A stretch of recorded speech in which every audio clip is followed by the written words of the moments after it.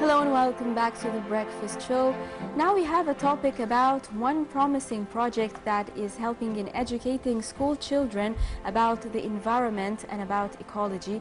This is a project that was designed and done by the Desert Development Center of the American University in Cairo under the title Agroecology Program for Children.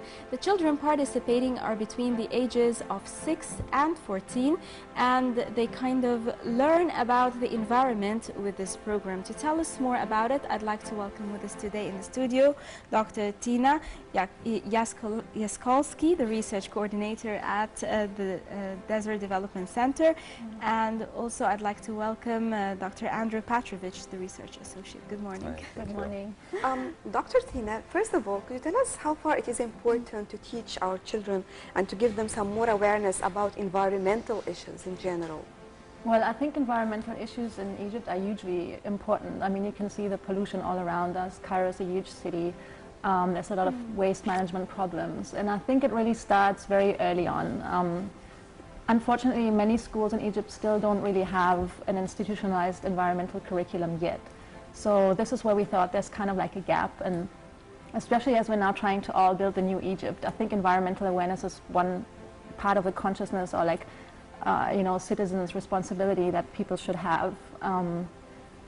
Because you have this educational gap, we thought this is something where we could actually start off something new.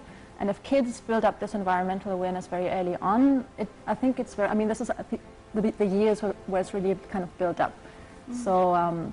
So we thought it would be a good time to teach kids, and also because in Cairo, kids don't really have a lot of opportunity to be in contact with nature and plants and gardens. So this program kind of gives kids a space to experience environment, to learn about it, to learn how to appreciate it. And I think in order to appreciate, you have to be in contact with it. You have to explore, you have to touch and learn and feel, and this is something that this program is trying to do. And hopefully later on it will kind of lead to some more awareness in these kids. This is what we're hoping.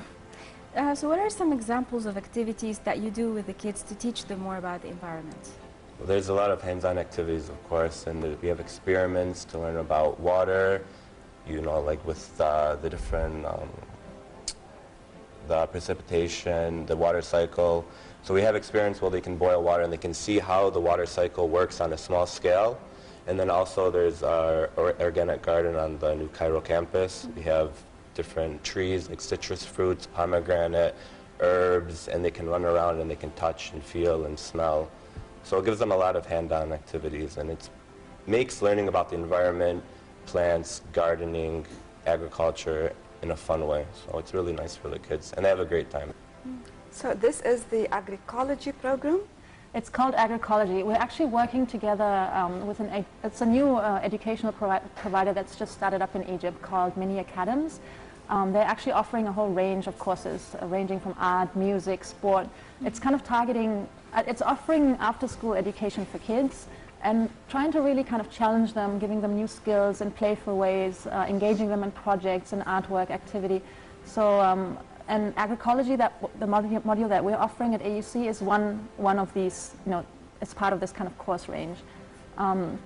It's called agroecology to make it more fun. It's really like a combination of environmental education and agricultural education. So as Andrew said, we're covering water, soils, plants, ecosystems, animals, and just trying to also teach the kids the interconnections between them. Like you can't really learn, look at one of these in isolation. And also teaching kids that we're actually part of this, we're part of the environment, and our food comes from there. Like, if you pollute the soil and the air and the water, like there's going to be an impact that you can actually feel in your daily life.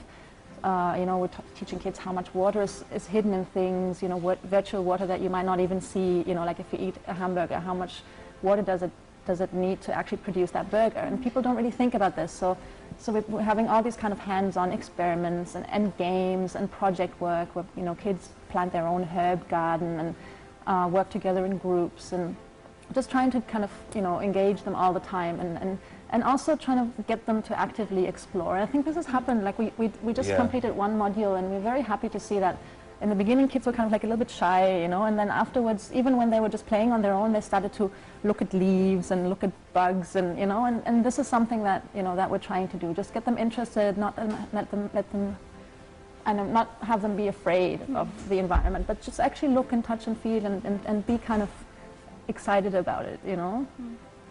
Well, you divide the school children into groups according to age, for example? Yeah. Or according to experience with the environment?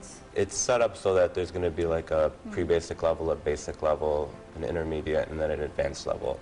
And accordingly, it's going to be somewhat divided by age, but also with their own capabilities and how they actually, the information they already know about the environment. So that way, they're all on a level playing field when they're learning.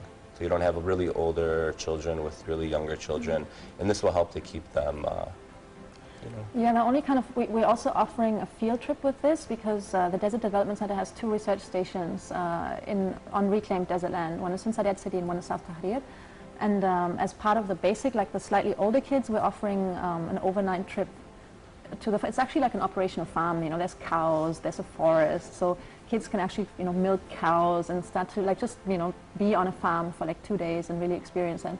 And that starts at the slightly, you know, at the basic level. So like the very young kids, you know, this might be a little bit difficult for them. But we try to like really kind of give, you know, give kids this experience to be out there, to you know, experience the environment. And do you have a specific curriculum or specific subjects to cover? Or do you just go with the flow according to the children and their interaction? No, we have a curriculum that we actually developed for these different levels that Annie just mentioned, and we kind of made sure that they all build on each other. So kids should move through these different levels, and they learn about soil, water, and you know, like these different categories, but they kind of, you know, build on each other like that.